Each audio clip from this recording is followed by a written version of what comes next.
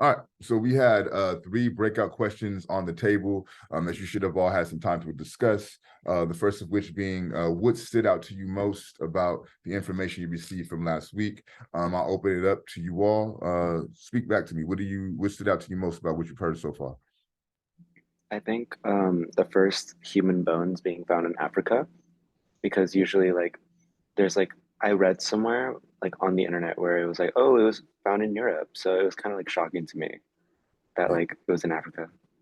Yeah, if you research deeper and you get into like really hardcore archaeological texts, it's unrefutable that these, first human remains were found in Africa. But I definitely hear you, Kevin. Anyone else? What stood out most to you? So for me, it was like realizing that we've all been lacked the proper education on important like people of culture. Yeah, it's very skewed information. Absolutely. Who else? Oh, I know we didn't really get into it. I think you said to remind you about it when we get to the map of Africa. Yeah. But the question I asked was, um, why is African spelled with a K and not a C like I normally see it? So it is the 2 parts to that. One being, and when I get to the map of Africa, I'll go into a little bit more detail. But once Europeans start to kind of came in and take over Africa, they changed the spelling to have it indicate a C. Where historically African would be spelled with a K. Also in ancient Kemetic, and we know Kemet is the original name for Egypt, right? In ancient Kemetic spelling in words and etymology, the word ka, K-A, represents the soul. So also I spell Africa with a K to kind of embody the ka, K-A. And you'll see, and again, when I get to the map, I'll show you the difference between Africa as African people understood it, and then what Africa became once Europeans took over. So yeah, good question.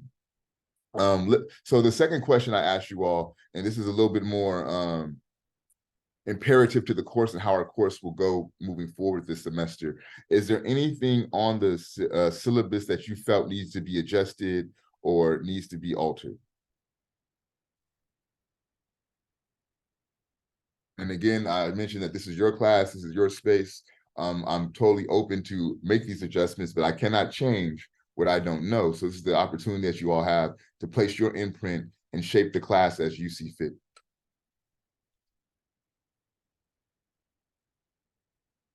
Okay, so I'm assuming then that everything on the syllabus is cool. All right. We'll revisit this at the middle of the semester, kind of check in, see how you guys are feeling about things are going. And then I'll give you another opportunity to make some adjustments. But again, I offer these opportunities for you in sincerity and seriousness, right? Like, don't, take advantage of the opportunity to be able to make this be what you want it to be. I would imagine there's not too many opportunities that you will have in your educational experience to kind of shape the class how you see fit. Okay, moving along. What stood out to you most about African people based off the information that you received? What stood out to you about African people?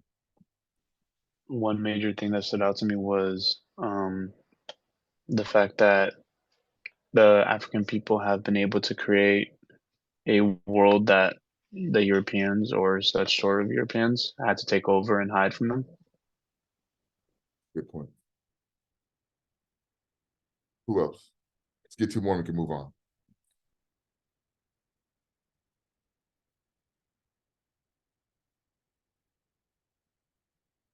Andrew, go ahead. Go ahead. Oh. I learned about how African people were transported via the triangular trade system, which is when African people were transported for rum and sugar and brought to the Americas as like as payment.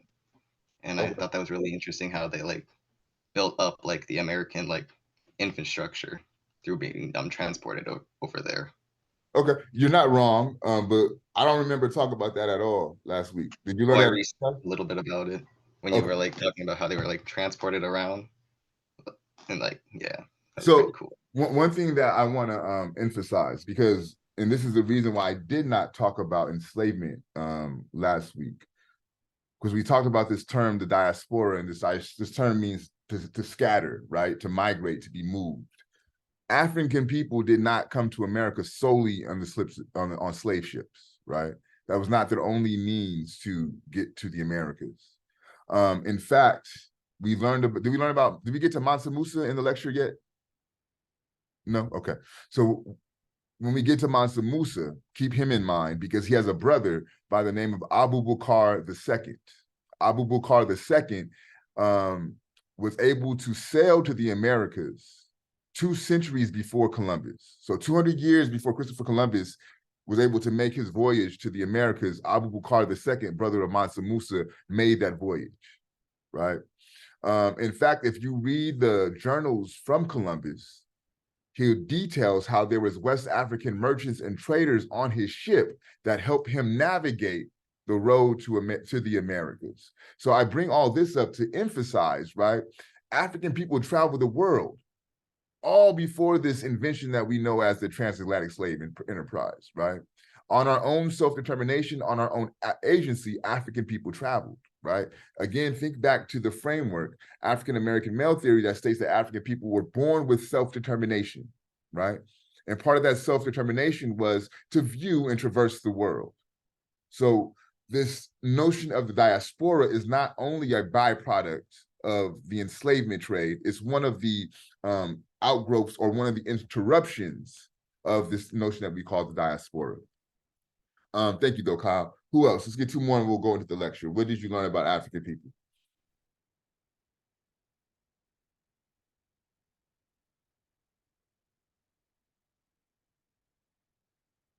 Angel, what stood out to you about African people from last week's lecture?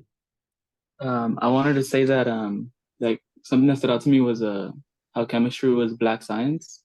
I remember you mentioned that, and how that how Africans had already studied all of that.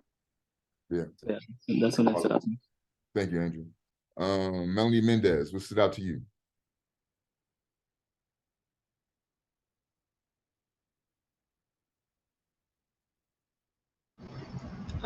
Something that stood out to me was that they had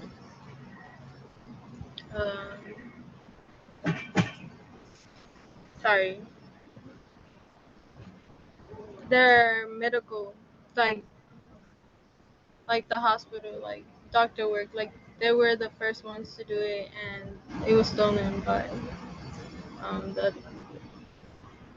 Cool, thanks. So you're talking about the work of Imhotep and the physician work of Imhotep. Perfect. All right. So what we'll do is we'll pick back up on the lecture. Because Jaden wasn't here, I'm gonna just start from the beginning, but I'm gonna move through those first few slides rather quickly. Okay. So bear with me. And I know I don't mean to be repetitive for those who heard it already, but I would like for him to hear everything. All right.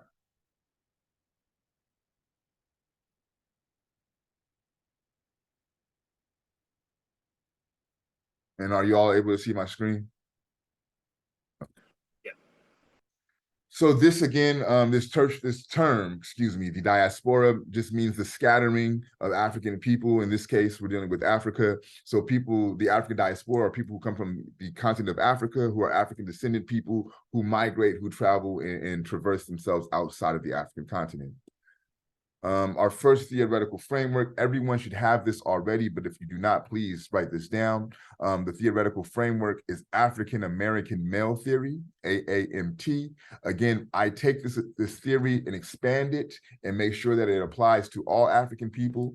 The theory posits that African people are born with an innate desire for self-determination and with an unlimited capacity for morality and intelligence. So again, African people are born, they come out of the womb with an innate desire for self-determination and with an unlimited capacity for morality and intelligence. So when you hear this term, African-American male theory, just know it signifies that African people are born with self-determination and they have an unlimited capacity to be moral and to be intelligent.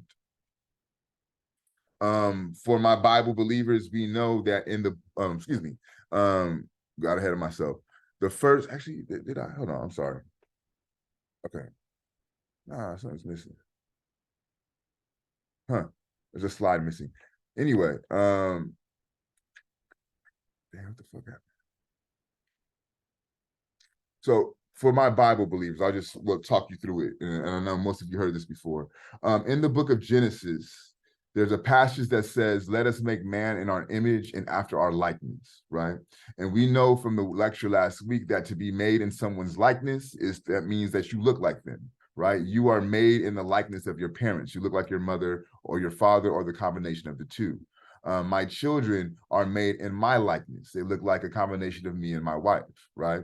So in the Bible, in the book of Genesis, God says, let me make man in our image and after our likeness, right? And we did the math on that, and we deduced that passage means God will make human beings in the image of him or herself, right?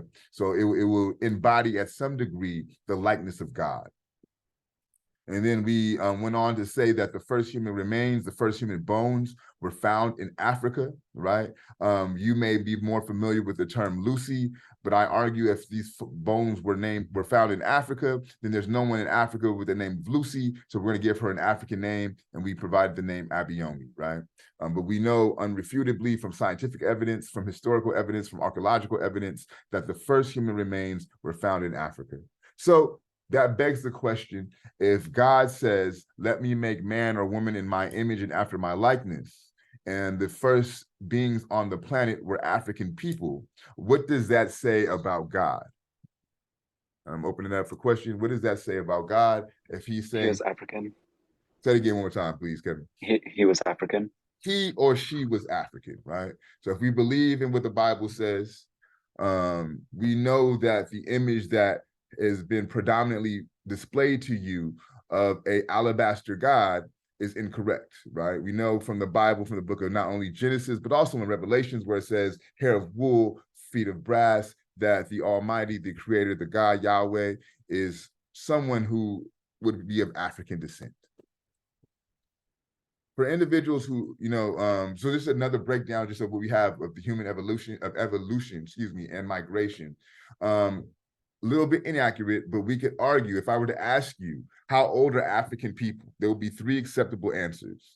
Again, if I were to ask you how old are African people, there's three acceptable answers. 3.2 million years old, 7 to 8 million years old, or the more accurate answer is unknown.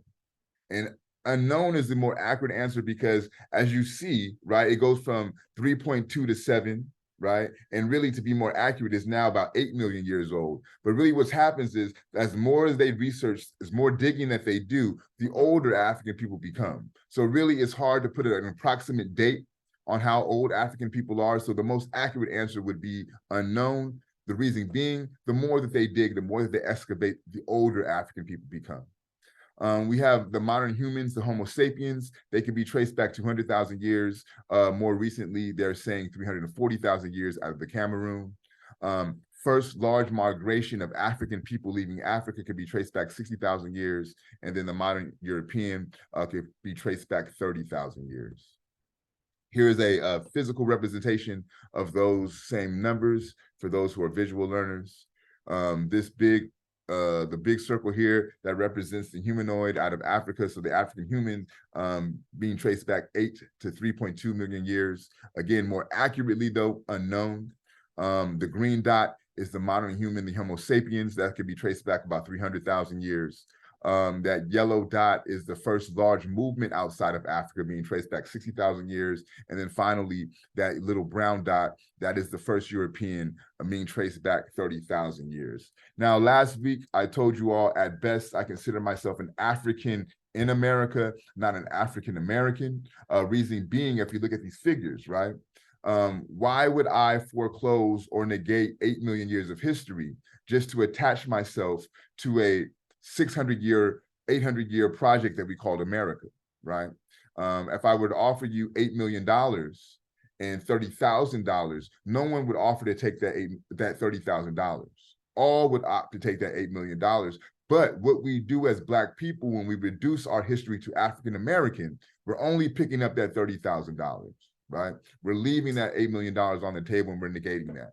So for me, I would rather take all my money, and I consider myself at best an African in America. This is the map that I was talking about. This shit, hold on, give me a second, y'all. This is fucked up.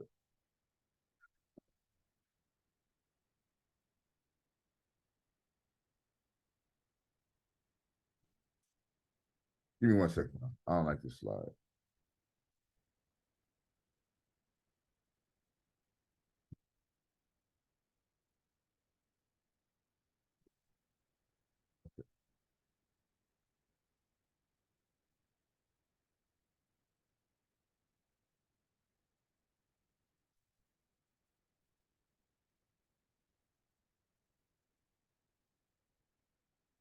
Sorry about that.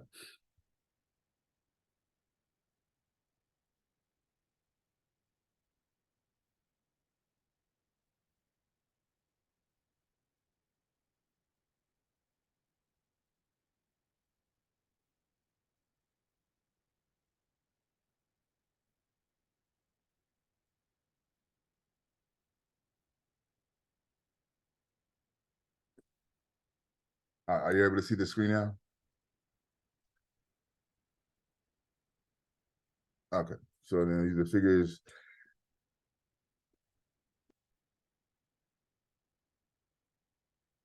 All right, so when we're talking about African people, and we noticed that the distinction, there's a time and place where there was African people on the planet and there was no Europeans on the planet, right?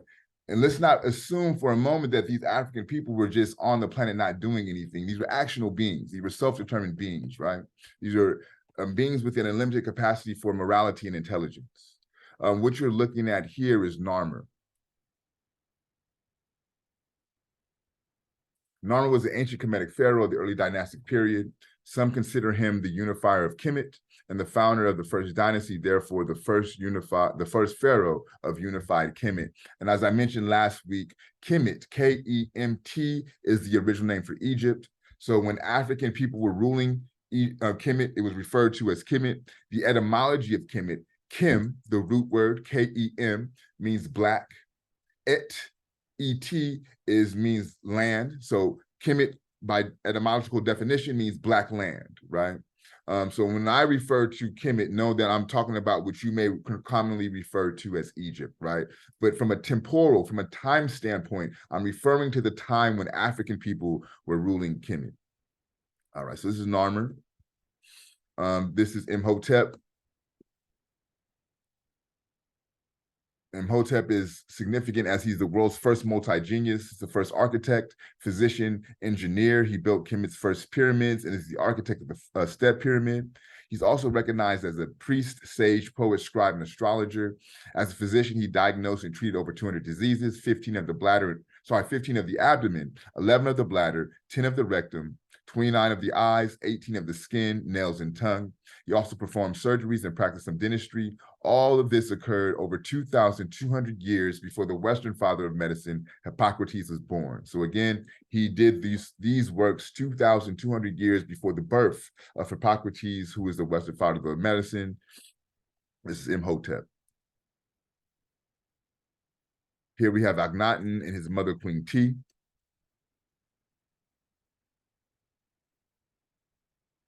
Akhenaten was the pharaoh of the 18th dynasty Kemet, who ruled for 17 years and died perhaps 1336 BCE or 1334 BCE. He's especially noted for abandoning traditional Kemetic polytheism and introducing worship centered on Aten. Akhenaten lived at the peak of Kemet's imperial glory. Kemet had never been richer, more powerful, more secure.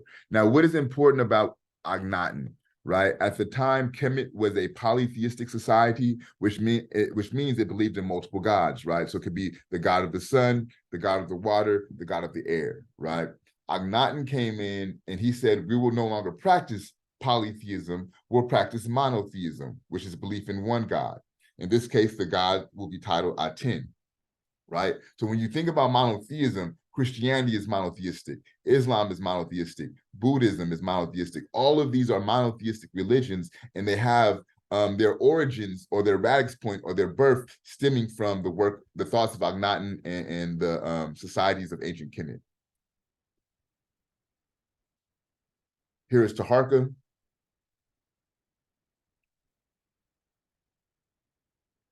It's clear from historical accounts that Tarco was one of the greatest ancient Kemetic pharaohs. Tarco was described by the ancient Greek historian Strabo as having advanced as far as Europe and even as far as the Pillars of Hercules in Spain. This feat alone would count him among the world's greatest military tacticians, excuse me. Later Spanish legendary chronicles also identified Tarco as the general of an Ethiopian army that supposedly campaigned in Spain in the 7th century BCE before his becoming pharaoh. This event alone has been held also to account for the name of the Spanish city Tarco, now Targonia, right? So this is Taharka, ancient Kemetic pharaoh and military strategist. So who's the most wealthiest person in our world today? Jeff Bezos. Bezos. It's either like it'd be like Bezos or Musk. Like they kind of like go back and forth, right? So check it out. I'll give you the wealth of Jeff Bezos, the wealth of Elon Musk. I'll throw in Warren Buffett.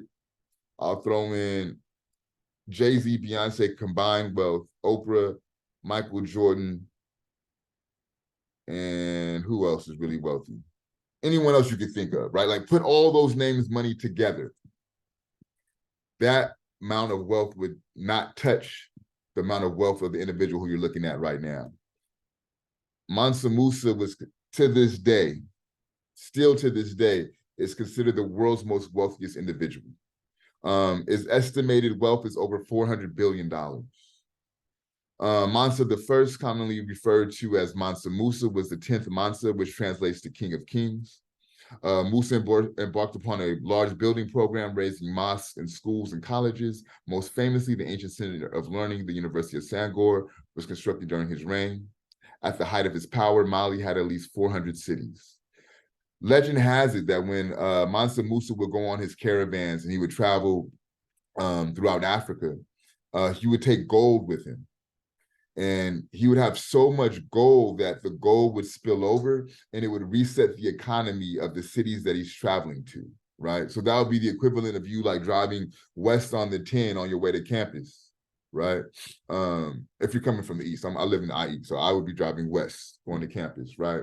And you get to like Alhambra, and you know, as you're getting closer to campus, gold is falling out of your trunk. So much gold that the whole city of Alhambra's economy resets itself, because that's how much money spills out your pocket, right? This is the type of wealth that Mansa Musa accumulated. These are images of the Moors. Thinking back to Mansa Musa and thinking back to what I said, his brother Abu Bakr II was able to travel to the Americas, right? 200 years before Columbus. Mansa Musa, Abu Bakr II, the Moors who you're currently looking at, they all come out of this area called Mali, right? The Moors were able to travel north to where we now know as Morocco, hence the term Moor, right? But why the Moors become significant? For those who remember European history, you remember that there was a point in Europe where they were going through what's called the Dark Ages, right? And there was famine, there was pestilence, a lot of wars, a lot of murder. The Moors were able to get Europe out of the Dark Ages by bringing certain sciences to Europe. One of the science was the science of dress, right? If it's wintertime and you're cold, wear fur, right? You wear these sheep skins, wear these animal skins to keep you warm. If it's summertime and you're hot, wear silk, right? It's a nice light fabric that will keep you cool. When you are preparing your food, you might want to cook that shit. Eating raw food is not always healthy, right? I'll do you one better. When you cook the food, there's this beautiful thing called seasoning, right? Salt, pepper. Sprinkle some of that shit on your food and see how it tastes, right? As I mentioned, there was a lot of sickness going on in Europe at the time. So the Moors kind of came through, assessed the situation. One of the reasons why y'all motherfuckers is sick is you have your animals inside the house with you where you lay. What you do is you build a barn so that way your animals could be outside and you have your inside space. Another reason why y'all sick. When you take a shit, you might want to build an outhouse.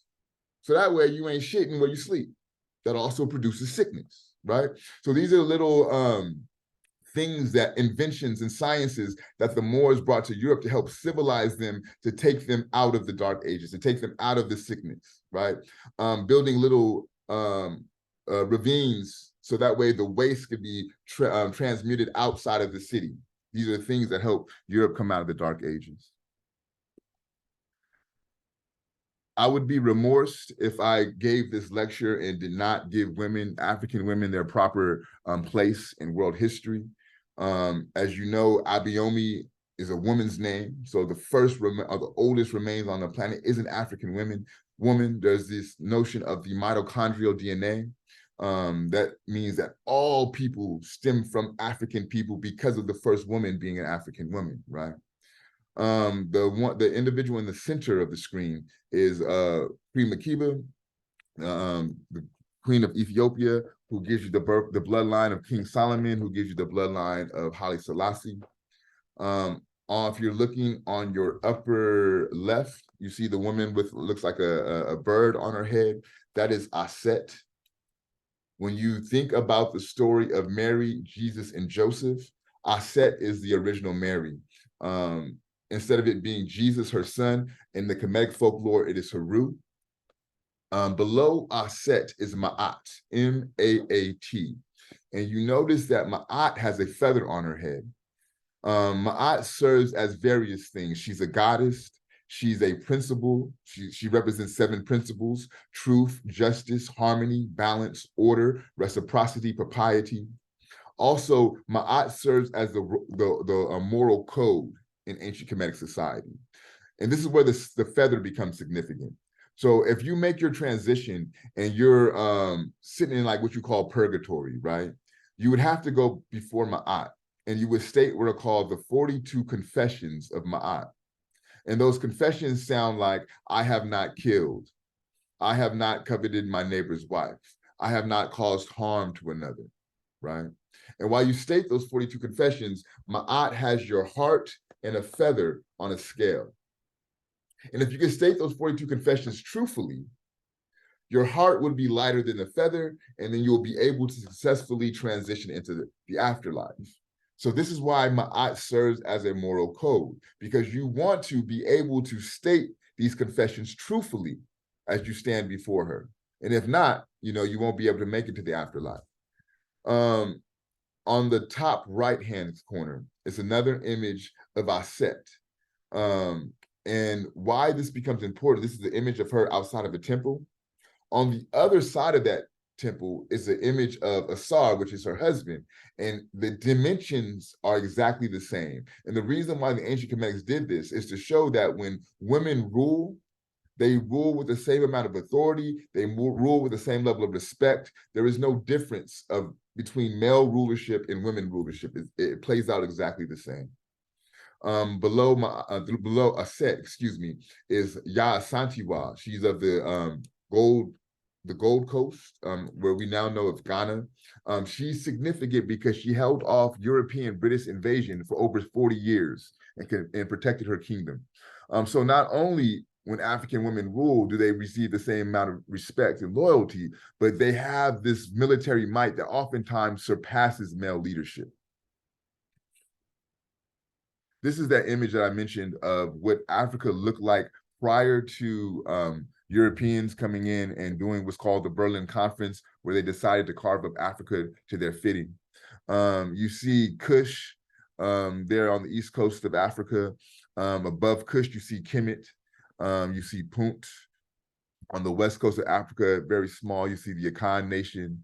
But next to the Akan Nation, you have the Ifa Nation. So these are all ancient African nations prior, again, to European invasion. And if you'll notice, classical Afrikan indigenous civilization, if you see the spelling of Afrikan, it is with a K. And again, this is to represent how Africans viewed Africa prior to European invasion, how these spellings took place prior to European invasion. These are images of the Temple of Karnak. The Temple of Karnak is the ancient universities for learning there in Kemet. If you notice, especially on this bottom picture on the bottom right, those pillars, if you look carefully, you'll see that there's like inscriptions on the pillars. Those inscriptions serve, well, the pillars serve dual purposes. One, they're beautiful, right? They're aesthetically pleasing, but two, more importantly, they have a pedagogical purpose. These pillars and these inscriptions would teach the science of the stars. They'll teach you the constellation. They'll teach you mathematics, right? So this was the pedagogical purpose for the inscriptions on those pillars. And if you think about how astute ancient Kemetic people were as it pertains to astrology, as it pertains to mathematics and science, I think one of the greatest testaments of that is the pyramids, right? How they're constructed, how they're built in direct alignment with the stars. Still to this day in 2023, we can't figure out how African people were able to come up with the science and the architecture to develop the pyramids. White Euro pseudoscience will say that aliens came down and showed African people on how to build these monuments, just because they don't have the intellectual capacity to understand how we as African people constructed that. Quick little video.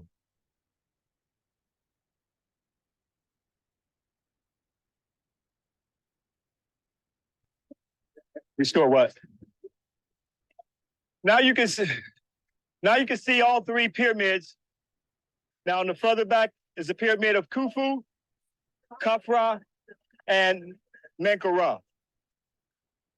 Keep in mind, brothers and sisters, that our ancestors had astronomical science, astrology, where they studied the stars and so forth. One of the things that's been brought to astronomers' attention is that they noticed that the pyramid of Khufu and Khafra, if you notice right here, are in a perfect alignment. Okay? It's a perfect alignment. But the question is that why would such a perfect alignment and perfect structure where they built the small pyramid of Menkaure off course? Can you see it off course? Yeah. But what they found, though, is that our ancestors were building the pyramids in alignment with the stars, that they were in rhythm with the astrology and the astronomical science of the universe, science of astrology or the study of the stars. And what they found is that the star system Orion was the star system of Osiris. Remember, the king wants to become one with Osiris.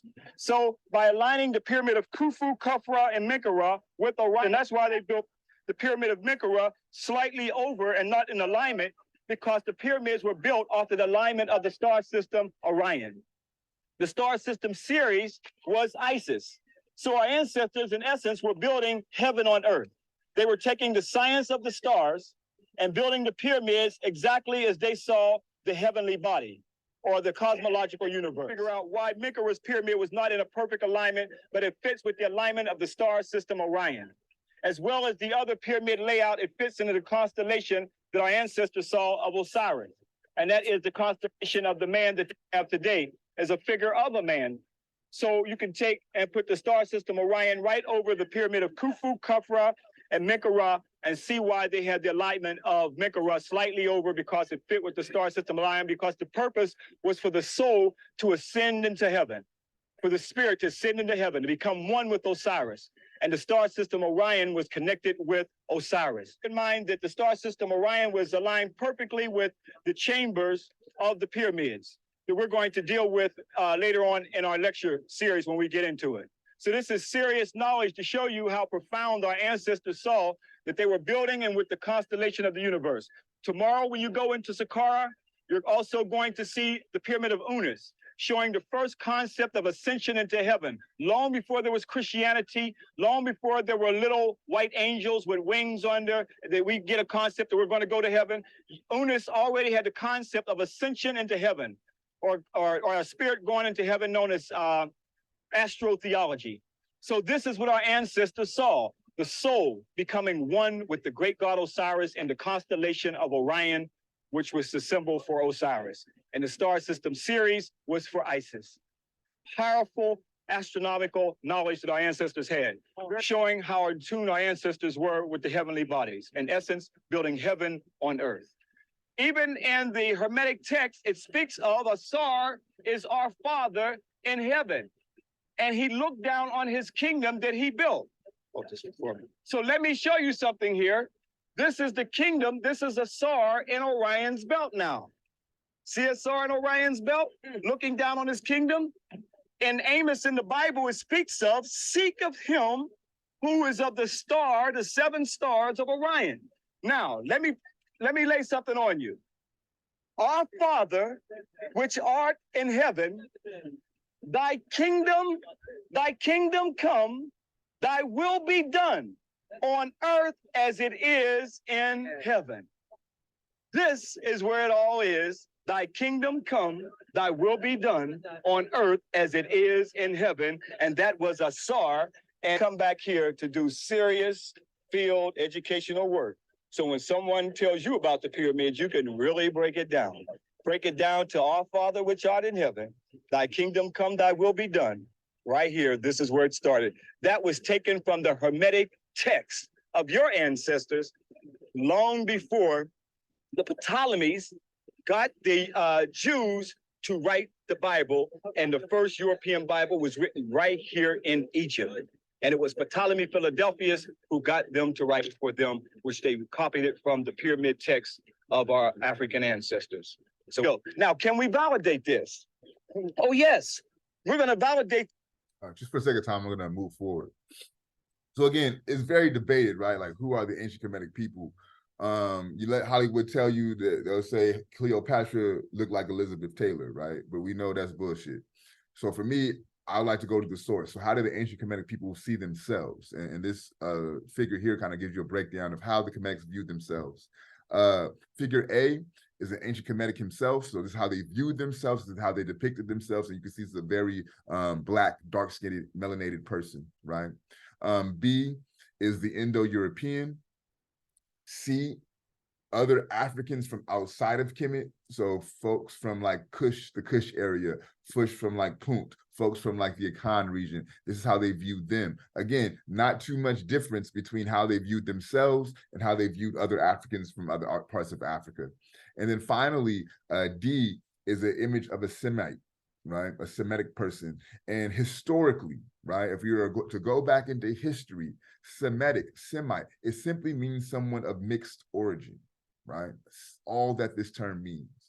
If we look into our current use and deployment of this term Semite, it's used to signify a particular group of people, right? That aren't necessarily mixed. They have effectively took this word and weaponized it for their own usage, right? But you see here very clearly how African people viewed themselves and viewed other African people.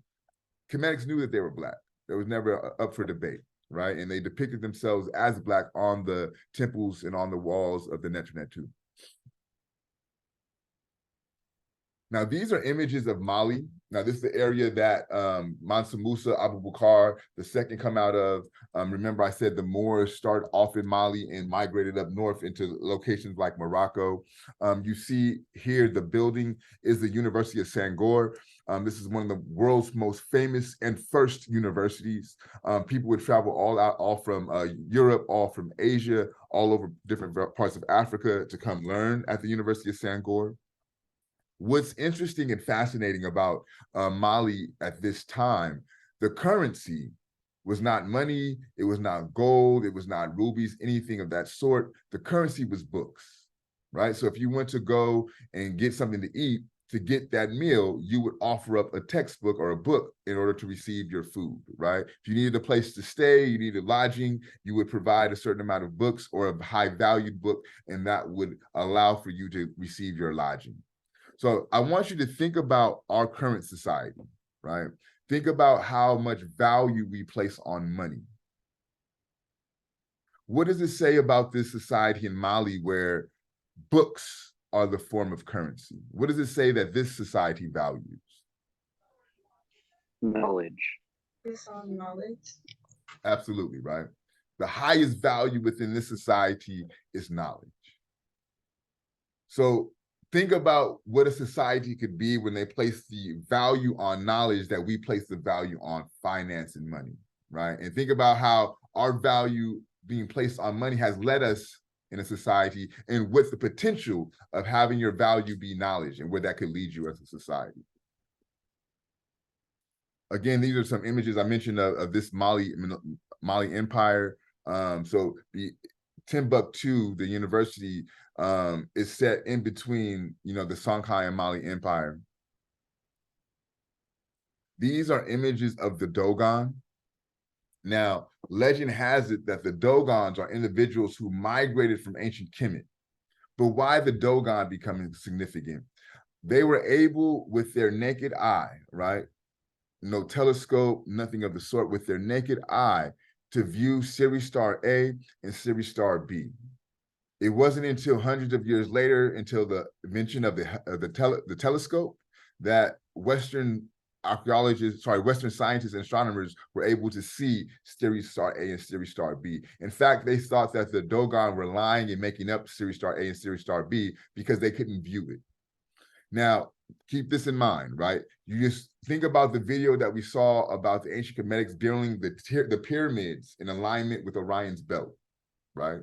I say that these Dogon migrated from eastern part of Africa and Kemet and wound up in Mali on the western parts of Africa. What this speaks to me is the fact that when they migrated, they took their knowledge of the stars and astrology with them. This is why they were able to view Sirius Star A and Sirius Star B with the naked eye, because they understood how the stars work. They're coming from the people who built the pyramids in alignment with the stars. So what comes important within this notion of migration, not only did people migrate, right? They took knowledge with them. They took culture with them. They took customs and traditions with them, right? All right. So that is our lecture. What are your thoughts? What are you feeling? What's your spirit saying to you? So since they were able to see Sirius Star A and B, they were able to, like, with the naked eye, align it easily because, they can see it. And when you think about it like that, right, it's not so outstanding. You know what I'm saying? Like it makes more sense, so that's a very good call out, Kevin. Who else? Other thoughts? I found it very interesting that as people just, going on with their day, the people of culture were able to find some type of like religion without even having a background of religion. For example, being able to build this like heaven, as it states, heaven on earth. It's able to like see their vision of what could be a religion and be able to place it on here for everybody else to see. Yeah. I think that's very profound, Ernesto, because I think what you're being attentive to, what they had was a spiritual relationship, right? They had a deep, intimate relationship with spirit that we now in our Western world understand to be religious, right? But I think one of the separations between religion and relationship, right? Like religion kind of removes God from you. It's outside, right? So if you're Catholic, you have to go to the priest. Then the priest will take your message to God, right? Is that not how that works for those who are familiar with Catholicism? You have to go to confession, right? So what you would either confess your sins, they say. You would confess your sins. And sometimes even people have mentioned to me that you just say a prayer of some sort and it's gone. So to me, if you need to speak to someone else to have your sins absolved, you're removed from God, right? I have to go to the priest to send my message to God. Well, the way that Africans perceive the spiritual relationship is that God is in me. I don't have to go to no other source to type in with God. All I need to do is close my eyes and take a deep breath, and I'm in communion with God. So this whole notion of to be Christ or to be Christ-like, the original term or the original notion or the original idea for that is to be Christed, K-R-S-T, to be one with God, to be one with Christ, to be one with, not separate. So I think what you're being attentive to, Ernesto, is for the way that African people think about spirit and think about religion is that there's no separation. We're spiritual people having a human experience, right? Another way to think about that is if you're driving your car, right? Your car is the body. But you're the one that's turning on the blinker to make sure that when I turn, I can do it safely. You're the one that's pushing the gas pedal. That's the spirit, right? That's the thing that's making the car go. This is really one of the fundamental philosophical differences between how ancient African people view the relationship with spirit, between how we've been conditioned and socialized to understand religion. Who else? Sorry. Go ahead. Go ahead. Okay, thank you. I thought it was interesting how it was they use currency as like books, like knowledge. I thought that was interesting how like even today, like we don't use books as like or anything that's like really, you know, what we use like money, it's kind of just like paper, you know, like at the end of the day, it's just like an illusion to kind of like have value to something. So I thought it was interesting to find that even the books that they used to have, like it was kind of like trading for knowledge, you know, for something else valuable. So like two valuable things being traded. I thought that was interesting. Good call out. Thank you, Jaden. And then think about it, we're currently in the process in certain states of banning books, right? Fabian, you're gonna say something? Oh, I was gonna say the same thing he said. I thought it was that they actually use books as payments. Yeah. Abigail, what are your thoughts?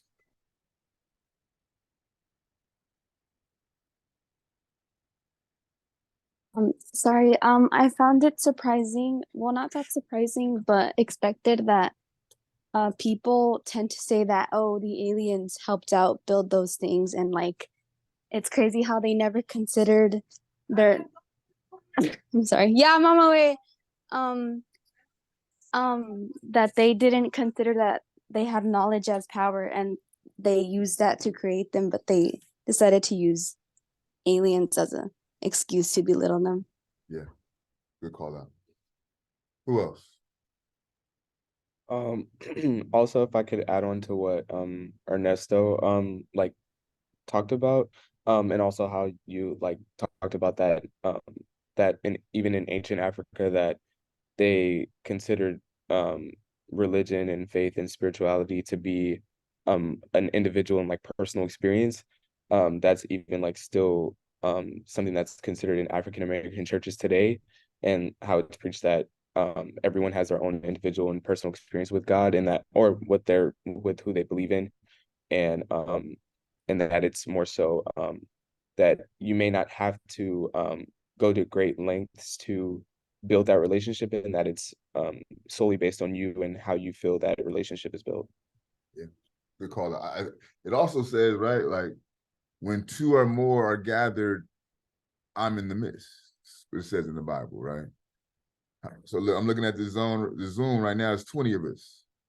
That's two or more, right? So we have in motherfucking church right now. Why not? Who's to say otherwise, right? Who else? Other thoughts? Who have we not heard from today? I would love to hear from you.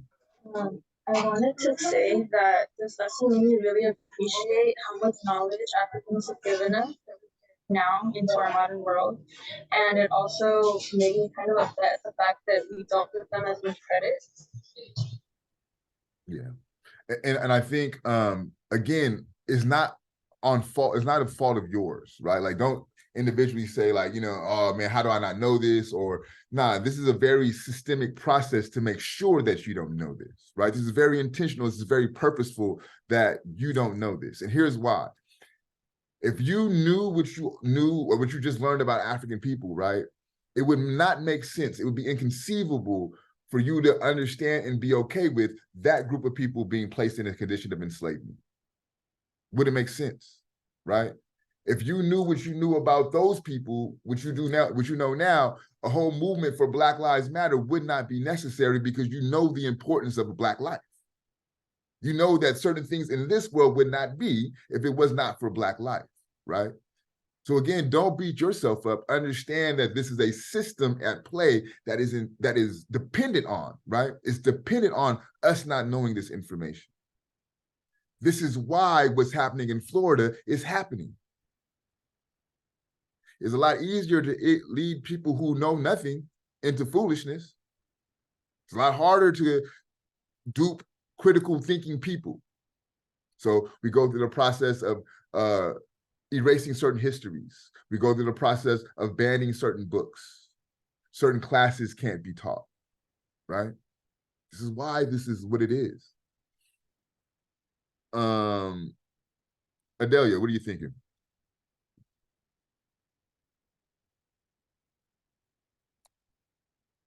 I found it really interesting how they align the pyramids with the stars, like so they could become one with I believe they said heaven. Build heaven on earth. Yep, absolutely. Okay, so let's do this. We'll put it into this lecture